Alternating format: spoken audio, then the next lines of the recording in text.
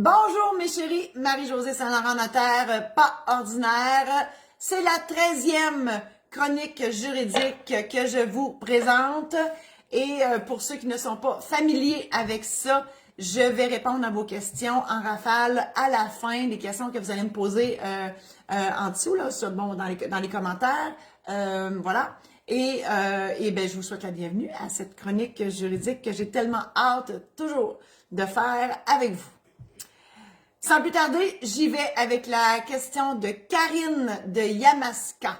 Moi, quand je vois Yamaska, ça me fait penser à l'émission qui passait à TVA à l'époque. Yamaska, c'était bon, c'était écœurant et j'aimais ça beaucoup. Alors, c'est un souvenir qui me pop dans la tête quand je vois Yamaska. Alors, Karine me pose la question suivante. Mon père est décédé cet automne. Mon frère est décédé il y a 20 ans, alors qu'il avait 31 ans. Je n'ai plus que ma mère. Mon notaire nous réclame 2 témoins ayant connu mon frère pour prouver qu'il n'avait pas d'héritier. Ma mère et moi n'avons plus de contact avec les amis de mon frère, donc aucun témoin. Le notaire ne veut pas entendre parler d'une déclaration sur l'honneur que ma mère et moi voudrions faire pour attester de la véracité de nos propos. Que faire? Karine, je comprends que, premièrement, mes sympathies pour le décès de ton père. Je comprends que ton père, il est probablement décédé sans testament et le notaire, voulant régler cette succession-là, veut savoir, qui sont les héritiers, et ton frère étant décédé, on veut savoir effectivement s'il y a eu des enfants, parce que les enfants hériteraient à la place de ton frère. Je me permets de te tutoyer, Karine, je pense qu'on a le même âge, sinon tu es plus jeune que moi. Et je ne comprends pas moi non plus pourquoi, parce qu'à un moment donné, c'est sûr qu'il faut arrêter. L'idée, là, quand on règle une succession, c'est qu'on prend la photo des héritiers, donc de ceux qui sont là au moment du décès. Et là, on sait que ton frère est décédé, donc au moment du décès de ton père, qui sont les héritiers en regard au Code civil? Et là, tu me parles de ta mère. En fait, ce serait ta mère pour un tiers et les enfants de ton père, dont toi et tes autres frères et sœurs, si tu en as d'autres, pour le 2 tiers. Et s'il y a un enfant qui est décédé, ça s'en va à ses propres enfants. D'où la question, est-ce que ton frère avait des enfants lui-même, étant donné qu'il est décédé? Moi, j'irais avec une déclaration assermentée. De toute façon, les héritiers qui ne se sont pas manifestés ont 10 ans pour le faire. Donc, si jamais on découvre que ton frère avait des enfants, coudonc, on va le voir. On va voir venir ça dans le 10 ans qui suit. Puis c'est ça. Donc, c'est ma réponse, Karine. Je ne comprends. Tu sais, les notaires, il y a plusieurs écoles de pensée sur chaque sujet. Il y a des notaires qui pensent blanc, des notaires qui pensent noir, des notaires qui pensent gris, il y en a d'autres qui pensent mauve, moi je pense arc-en-ciel. Bref, on a des opinions divergentes des fois. Je vous ai communiqué mon opinion. Luc, de Yamachiche. Moi, Yamachiche, là, il y a Hachiche dans Yamachiche. J'ai rien d'autre à ajouter. Luc me pose la question suivante. Je suis citoyen canadien et désire me marier dans un autre pays. Est-ce que ce mariage sera reconnu au Québec? La réponse, c'est oui, mais à certaines conditions. Puis c'est drôle que Luc me pose cette question-là parce que ce matin même, j'avais un message sur Messenger d'une autre personne. Puis il s'appelle Luc aussi, c'est crampant. Alors, je salue Luc, qui est hors pays, donc qui est au Maroc. Et il me posait la question, effectivement, c'est parce que lui, il est déjà marié avec une étrangère et il voulait savoir comment faire pour... Il voulait se remarier au Québec. Moi, j'ai dit, ça me dérange pas de te marier, de célébrer ton mariage, mais on n'a pas besoin. Il est déjà marié, il ne peut pas se marier 2 fois. C'est ça. Alors, ici, là-bas, je ne sais pas, mais ici, la bigamie, c'est un acte criminel, donc si on ne veut pas passer notre vie en prison, il faut faire attention. Donc, la réponse, Luc x2 au carré, c'est ça. La réponse, c'est que le mariage doit être enregistré au Québec auprès du directeur de l'État civil Donc, si le certificat de mariage est dans une autre langue que l'anglais ou le français, il devra être traduit par un traducteur officiel et tout ça sera envoyé au directeur de l'État civil pour que ce mariage-là soit connu, en fait, au Québec. Parce que le mariage, il est reconnu comme tel au Québec, mais c'est de le prouver, puis c'est de l'enregistrer qu'il faut. Parce que si jamais vous perdez votre certificat de mariage, ben de retourner, je sais pas où vous étiez. Moi, je donne toujours l'exemple de Raoul à Cuba. Ben Raoul à Cuba, il se promène pas avec sa photocopieuse sur le bord de la plage pour émettre des certificats de mariage. Donc Raoul, faut le retrouver. Pas fait. Donc, puis y a-tu l'original, y a-tu le moyen de retrouver ça, lui, le certificat de mariage? Donc, voilà, vous comprenez la complexité du truc. Alors, en l'enregistrant au Québec, bien, au moins, on a la preuve légale qu'il est là et qu'il existe, ce mariage. Monique, de Blainville. Comment ça marche, la hiérarchie? La hiérarchie, c'est dur de dire ce mot-là. Hiérarchie. Tabarnak, hein? Bon, alors, oui, comment ça marche, la hiérarchie, dans la définition des héritiers légaux? Je veux dire, est-ce que mes enfants ont priorité sur mes frères et sœurs? Qu'est-ce qui est prévu au Code civil? Combien de temps se donne-t-on pour vraiment vider la question? J'aime tellement la dernière question. Combien de temps qu'on se donne? Monique de Blainville, vous me parlez de la dévolution légale, dont j'en ai un petit peu parlé tout à l'heure. Alors, effectivement, pour savoir qui hérite, il faut prendre la photo au sens figuré des héritiers, donc qui existent au moment de votre décès. Et donc, si vous êtes marié, ça sera votre conjoint marié, parce que les conjoints de fait n'existent pas au sens du Code civil. Donc, si vous êtes conjoint de fait, vous devez faire un testament pour que votre partenaire de vie soit hérite de vous. Donc, si vous êtes marié et que vous avez des enfants, 1/3 au conjoint, 2/3 aux enfants. Si vous êtes conjoint de fait, les enfants héritent en totalité. Donc là, on peut se retrouver avec une copropriété entre le parent survivant et les enfants. On peut se retrouver copropriétaire avec des enfants mineurs, plein d'affaires dans le même qui n'ont pas de bon sens. Faites un testament. Et effectivement, oui, les enfants vont passer avant les frères et sœurs. Et donc, si vous avez, à votre décès, si vous n'avez ni conjoint ni enfant, puis que vous avez des petits-enfants, ce sera des petits-enfants. S'il n'y a rien de tout ça, parce que le bateau a coulé, voyage Disney, tout le monde est parti en même temps, il reste vos parents et vos frères et sœurs. Ce sera vos parents pour 50%, vos frères et sœurs pour 50%. Et on descend comme ça. Il y en a 13 niveaux. Là, hein? Mais c'est pas vrai que ça s'en va au gouvernement. Pas de suite. Il faut passer au travers de toute la dévolution légale du Code civil avant d'arriver au gouvernement. Nicole de Candiac. Candiac. Ça me fait rire ça aussi, mais je sais pas pourquoi. Candiac. On dirait que ça ressemble à un patois et Candiac. C'est le yak. Candiac. Hein? Il y en a d'autres patois qui finissent en ac. C'est ça. Si un conjoint de fait est l'unique propriétaire de la résidence familiale, peut-il la vendre ou l'hypothéquer sans le consentement de l'autre? La réponse, c'est un gros oui, parce que les conjoints de fait, je l'ai dit tantôt, ça n'existe pas au sens du Code civil. Donc, vous êtes propriétaire unique en fait, là, Nicole, c'est votre conjoint que je comprends, qui est l'unique propriétaire. Il peut faire ce qu'il veut. Il peut vous sacrer dehors, il peut faire n'importe quoi, il peut l'hypothéquer, il peut tout faire. Vous n'avez aucun droit parce que c'est pas le nombre d'années d'union de fait qui donne un droit de propriété. Même pas le mariage ne fait pas ça, imaginez. Donc, encore moins l'union de fait. Et c'est pas parce que vous allez rester 25 ans dans la même maison que ça va plus vous donner le droit de décider quoi que ce soit. Hein? Peut-être que vous avez une influence sur votre conjoint. Après 25 ans, il devrait écouter. Mais c'est pas sûr. Voilà. Là, si je regarde, y a-tu du monde? Oui, Simon Grève. Ben bonjour, Simon Grève. Je prends 3 secondes pour regarder s'il y en a qui sont à l'écoute de la chronique. Homer de d'Israéli. Ça aussi, c'est dur à prononcer. D'Israéli. Ça ferait penser à Israël. Mais c'est au Québec. D'Israéli. Un moment donné, je vais y aller voir ça. D'Israéli. D'où c'est que ça sort ce nom-là? C'est qui ça, d'Israéli? Je vais le trouver. Moi et mes amis du Tim Hortons, on s'obstine. Homer, vous vous obstinez au Tim Hortons, ça arrive.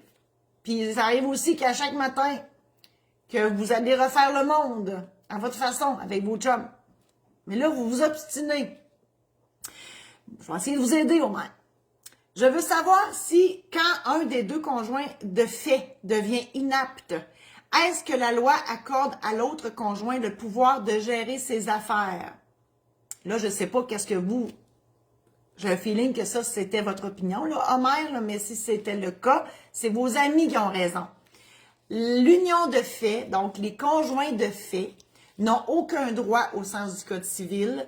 Et même si vous étiez marié, ben c'est pas plus votre conjointe qui aurait le droit automatiquement de s'occuper de vous si vous êtes inapte. OK? Donc, si une personne devient inapte et qu'elle n'a pas de mandat d'inaptitude, ce n'est pas automatiquement le conjoint survivant qui est le mandataire et qui a le pouvoir de gérer et la personne et les biens de la personne inapte. OK? Très important. La loi vous permet de choisir les gens en qui vous avez confiance pour s'occuper de vous et s'occuper de vos biens par un mandat d'inaptitude, idéalement notarié, parce que je prêche pour ma paroisse. Le mandat notarié fait preuve de son contenu. Il est consigné à la Chambre des notaires du Québec, donc l'existence est toujours sécuritaire et bien évidemment, il est complet parce qu'on fait ça dans la vie, on met tout dans ça. Et par contre, il devra être homologué par la Cour, que le mandat d'inaptitude soit notarié ou sous seing privé, il devra être homologué par la Cour et c'est le moyen de faire pour que ce soit réellement le conjoint ou la conjointe qui soit votre mandataire. Donc, c'est faux de penser que même si ça fait 35 ans, Homer, que votre femme est là, que votre conjointe, pardon, est là, ben ça ne fait pas plus d'elle votre mandataire automatiquement. Pierre, maintenant, de East Main, ça c'est dans l'Estrie. Est-il vrai qu'après une année de vie commune ou même moins, si un enfant est né de cette union, les conjoints de fait héritent l'un de l'autre sans nécessité de faire un testament? C'est faux. Pierre, là, vous mêlez deux notions. En fait, quand vous dites l'enfant est né de cette union, là, bon, pour certaines lois, pas le Code civil, toutes les autres lois, la loi de l'impôt provincial, la loi de l'impôt fédéral, la loi des REER, la loi des fonds de pension, la loi de tout ça, là, on appelle ça des lois statutaires. Pour l'application de ces lois statutaires-là, ils vont dire, la plupart disent, que si vous êtes en couple, donc en union de fait, pendant 3 ans ou pendant 1 an avec un enfant commun, vous êtes considéré comme marié pour l'application de cette loi-là, mais pas au Code civil. Donc, le Code civil ne reconnaît pas les conjoints de fait et donc, vous n'héritez pas l'un de l'autre, d'où la nécessité de faire un testament pour pallier à cette absence de la loi, mais elle est nécessaire, cette absence-là, parce que les conjoints de fait doivent avoir une option. Hein? C'est pas tout le monde qui veut se marier. Donc, l'union de fait et l'option qui est l'autre versus le mariage ou l'union civile. Maintenant, Quentin de Fermeneuve. Quentin, là, c'est parce que ça me fait rire parce que c'est particulier un prénom commence par la lettre Q. Hein? C'est très, très particulier. Quentin. J'ai l'impression que ça vient de l'Europe, ça. Je ne sais pas pourquoi, mais Fermeneuve. Dans le coin de Mont-Laurier. On salue les gens de Fermeneuve. On ne sait pas tout à fait si la ferme est neuve, puis pourquoi ferme neuve. C'est quoi l'histoire derrière de ça? On va trouver. Quentin me pose la question suivante. Est-ce que c'est automatique que le liquidateur de ma succession aura droit de remboursement des dépenses engagées pour l'accomplissement de son mandat? La réponse, c'est oui. Qu'il y ait un testament ou pas, Le liquidateur, c'est écrit dans le Code civil, le liquidateur a toujours le droit de se faire rembourser ses dépenses avant le partage final, OK? Parce que dans la vraie vie, souvent, le liquidateur, c'est lui qui va payer les frais de notaire, parce que oui, il y a des frais de notaire quand on décède pour payer le règlement de la succession, on se fait accompagner par un notaire. Donc, le notaire, les sandwichs, les frais funéraires, bref, toutes sortes de dépenses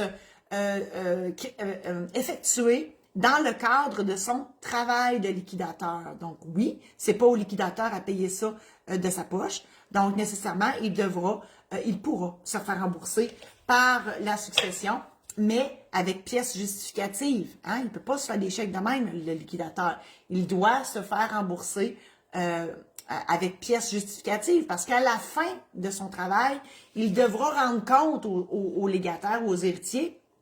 Donc, faut qu'il soit capable de présenter toutes les preuves d'entrée et de sortie d'argent. Donc, il a vendu un char, il a un revenu d'intérêt parce qu'il y a de l'argent en banque, il a vendu la maison, il a acheté, il a payé justement les frais funéraires, le notaire, etc. Donc, tout ça fait en sorte que, en bout de ligne, les plus et les moins justifiés, dont le remboursement des factures payées par le liquidateur, il faut que ça balance avec le chèque qu'il va faire à la fin à chacun des héritiers. Si ça ne balance pas, ils vont poser des questions et le liquidateur a intérêt à donner les bonnes réponses. Voilà. Rita de Galichan. Galichan, c'est en Abitibi. La question de Rita. Prendre en charge l'hypothèque du vendeur, est-ce une bonne idée? Oui, pour bénéficier de l'intérêt, du taux d'intérêt du vendeur. Bon, là, il y a des conditions à ça, on s'entend. Prendre l'hypothèque du vendeur, ça veut dire que, on va mettre des chiffres là-dessus pour que ça soit plus simple. Vous achetez une maison de 100 000 et le vendeur, il lui reste une hypothèque de 50 000. Puis le taux d'intérêt, là, c'est du jamais vu, du 1 point quelques %.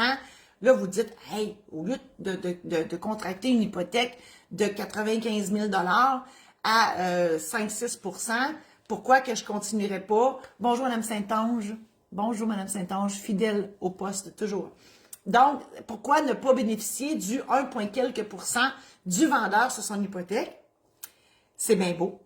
Mais le vendeur, lui, là, il veut pas être dans le décor encore. Lui, le vendeur, il veut se faire libérer par l'institution financière.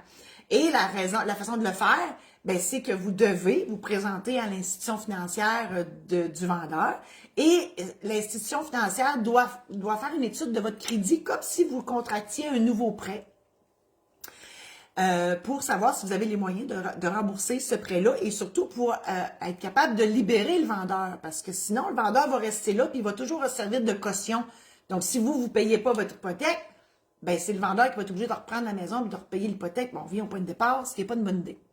L'autre condition, dans mon exemple, c'est que vous devez avoir le 50 000 pour combler le prix de vente. Hein? Donc, voilà. Ou on emprunte en deuxième rang d'une autre... Mais c'est parce qu'on veut faire ça pour sauver de l'intérêt. Une hypothèque de deuxième rang, le taux d'intérêt va être plus haut. Donc là, finalement, on ne sauve rien pantoute. Puis on ne fait pas ça normalement quand on a de la misère avec notre crédit parce que l'institution financière doit vérifier votre crédit. Donc, nécessairement, finalement, c'est juste pour sauver de l'argent sur le taux d'intérêt. Donc, oui. Puis, bien évidemment, il faut que le vendeur accepte. Hein. C'est quand même une grosse décision. Il va accepter si l'institution financière le libère. Voilà pour Rita de Galichan. Sylvie de Hampstead. J'ai un feeling que ça aussi, c'est en l'Estrie. Mais je dis peut-être n'importe quoi. Hampstead. Ça aussi, je suis curieuse de la raison de ce nom-là. Mais là, il y a un P. Hamp. Je ne sais pas ce que ça veut dire en anglais. On va aller le chercher. Vous le dire, un jour, on va faire une enquête là-dessus. On va prendre la grandeur de la province de Québec. On va aller tout regarder l'histoire de chacune de ces superbes villes. Je suis sûre que c'est super beau pour le dire. Alors, Sylvie de non, faut que je prononce le H, de Hampstead. Je m'achète une propriété et je me demande si le notaire vérifie que tous les impôts fonciers, taxes municipales, taxes scolaires, droits de mutation, taxes spéciales, etc., ont été acquittés par le vendeur ou si je dois faire ces vérifications moi-même. Sylvie, au prix que je charge, je fais la job. OK? Donc, effectivement, c'est le travail du notaire de vérifier si le propriétaire d'avant a payé ses taxes, y compris la taxe de bienvenue ou le droit de mutation, comme il m'a appelé, parce que la municipalité et la commission scolaire ont le pouvoir de saisir la propriété, peu importe dans les mains à qui, là, dans les mains de qui elle est. Donc, si le vendeur n'a pas payé ses taxes depuis 1900 tranquille, puis que personne ne vérifie, et vous, Sylvie, vous prenez cette maison-là, puis vous vous ramassez avec 10 000 de taxes qui ne vous appartiennent pas, mais vous allez payer parce que vous ne voulez pas vous faire saisir votre propriété. Là, la question, c'est comment ça que la municipalité a dormi au gaz? Non, ça se peut pas parce que à chaque année, et si vous ne payez pas vos taxes, ils vont vous envoyer un avis. Mon Dieu, mon téléphone sonne. J'ai oublié de mettre ça. Je suis désolée. Mon Dieu, ça a dû vous sonner dans les oreilles, cette histoire-là. Je suis désolée. D'habitude, je le ferme. Puis là, ben, j'ai oublié.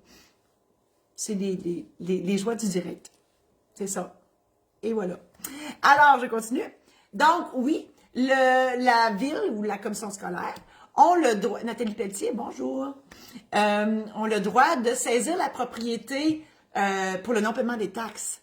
Donc, ça veut dire que vous seriez obligé, vous auriez intérêt à rembourser les taxes pour garder votre maison. C'est sûr, vous auriez un recours contre l'ancien propriétaire et certainement contre le notaire pour ne pas avoir vérifié tout ça. Voilà, c'est ma réponse pour Sylvie de Hampstead. Simon, Daniel et Nathalie, vous qui êtes présents, si vous avez... J'ai un message, avez-vous entendu Fit Few? Je suis sûre que vous l'avez entendu. Martine, il l'entend-tu? Il l'entend, hein? Ben oui. Ça, j'ai demandé ça à mon chum, parce que c'est mon chum d'habitude qui m'écrit là-dessus avec des petits messages textes. Ça se passe, j'ai un message vocal. Puis moi, ben j'aime ça, le Fit Few, il est pas là. Fait que je me dis, mon Dieu, quand je me fais Fit Fewter, ben Fit Fewter. Dans le dictionnaire du Saint-Lô, ça, dans mon dictionnaire, Fit Fewter. Ben, c'est ça. J'ai l'impression qu'il me siffle. C'est niaiseux de même. Oh mon Dieu, hein? Je me dévoile. Dernière question. Oh, j'étais en train de vouloir vous dire à Simon, Daniel et Nathalie, si jamais vous avez des questions à me poser, n'hésitez pas à le faire maintenant. Puis je vais, parce que là, c'est la dernière question. Puis après ça, je vais pouvoir répondre à vos questions si vous en avez. Puis vous n'êtes pas obligé non plus, là. Juste si vous en avez. Thérèse, d'Inverness. C'est au Québec, ça. Inverness. Moi, je lis ça, là, puis je pense au monstre de Loch Ness, là, puis je le vois, là. Oh oui, le monstre, là, dans le lac, là. Inverness. C'est ça. Thérèse, si j'ai trouvé un testament dans les papiers personnels de mon frère, est-ce que je suis quand même obligée de faire la recherche testamentaire? Bon. Là, Thérèse, je présume que votre frère est décédé. Mes sympathies. Puis là, vous avez effectivement été chercher dans ses papiers pour trouver un testament. Et là, vous avez... c'est ça. Mais là, la question, c'est faut-tu faire une recherche testamentaire? Mais oui. Parce que votre frère, ben ça se peut qu'il ait fait un autre testament par la suite. On faut toujours, dans le cadre du règlement d'une succession, faire la recherche testamentaire à la Chambre des notaires du Québec et au barreau du Québec. Vous pouvez la faire vous-même. C'est plus compliqué, ça coûte plus cher, puis c'est plus long, mais vous pouvez le faire vous-même. Sinon, on se fait un plaisir de le faire et de vous accompagner, donc, dans le règlement de cette succession-là. Pardon. Et tout le monde va vous demander ça. Tout le monde va vous demander les certificats de recherche testamentaire de la Chambre des notaires et du barreau du Québec. Parce que, moi, je prépare des kits, OK? Quand quelqu'un décède, au liquidateur, je prépare le kit qui est composé d'une preuve de décès, du certificat de recherche testamentaire de la Chambre des notaires du Québec, l'autre du barreau du Québec et la copie du testament qui est inscrite dans le certificat de recherche testamentaire. Si c'est un autre notaire n'importe où au Québec, ben c'est pas compliqué, on communique avec ce notaire-là, on lui envoie la preuve de décès et le certificat de recherche pour lui montrer qu'on a fait nos devoirs, et il va nous envoyer une copie certifiée conforme du testament. Donc, c'est ça l'avantage d'avoir un testament notarié, c'est qu'on a toujours accès à l'existence du document. Donc, quel notaire, si le notaire a pris sa retraite, ben c'est quel notaire qui a ça. Voilà. Donc, c'est comme ça qu'on s'assure que la personne est décédée, hein, parce qu'à la vue du kit, on le sait, la personne est décédée, on connaît le dernier testament et on connaît aussi qui hérite et qui est le liquidateur nommé dans le testament. S'il n'y a pas de testament, on se doit de faire une déclaration d'hérédité qui est faite par le notaire, qui raconte l'histoire. Donc, le notaire a tout vérifié aussi. Et à ce moment-là, ça complète le kit. J'ai fait ça pas plus tard que ce matin. Voilà. Et qui va vous demander ça? Bon, l'Impôt Canada, l'Impôt Québec. Les autres, ils ne savent pas que votre frère est décédé, là. Ils ne le savent pas. Ensuite, qui va vous demander ça? L'institution financière, la compagnie d'assurance vie. Ensuite, pour transférer une voiture, pour vendre une maison. Bon, vous comprenez l'histoire, le liquidateur a besoin de prouver ça à tout le monde que la personne, elle est décédée, puis qu'on travaille avec des bons documents et que c'est la bonne personne, surtout, qui jase avec tous ceux qui sont appelés à jaser avec le liquidateur. Donc, je les ai nommés. Alors voilà, c'est ce qui termine cette belle chronique. Belle chronique, c'est moi qui le dis. Je sais pas, moi, si vous avez aimé ça. Mais depuis tantôt, je vois des cœurs, des pouces. Puis merci infiniment. Là, je vois que vous n'avez pas avez-vous des questions? Non, vous n'avez pas de questions. Mais des commentaires que je prends avec plaisir. Merci infiniment. Vous aurez le loisir de revoir cette chronique sur YouTube ou en pièces détachées. Je viens de voir mon chum qui m'a envoyé des cœurs et que je l'adore, ce gars-là.